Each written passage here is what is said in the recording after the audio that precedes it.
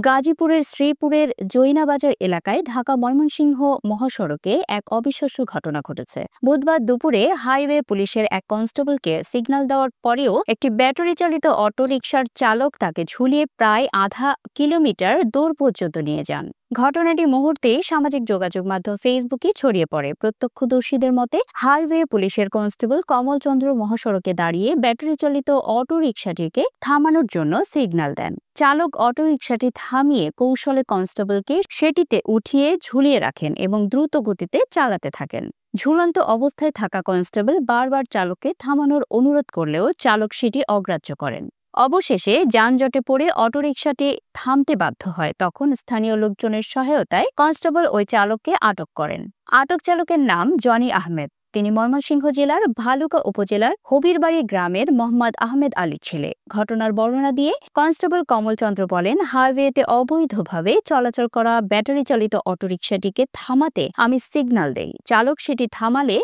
আমি সামনের অংশ পা রেখে উকি দিয়ে চাবি খুলতে গিয়েছিলাম। তখন হঠাৎ চালক দ্রুতগতিতে গাড়ি চালিয়ে দেন এবং আমাকে ঝুলন্ত অবস্থায় নিয়ে যান।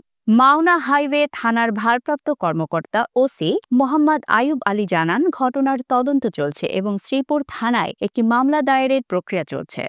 তিনি আরও বলেন, এই ধরনের ঘটনা হাইওয়েতে শৃঙ্খলা রক্ষায় বড় চ্যালেঞ্জ তৈরি করে। অভিযুক্ত চালকের বিরুদ্ধে যথাযথ আইনানুগ ব্যবস্থা নেওয়া হবে। এই ঘটনার পর মহাসড়কে নিরাপত্তা ব্যবস্থা আরও জোরদার করার জন্য প্রশাসন থেকে নির্দেশনা দেওয়া হয়েছে।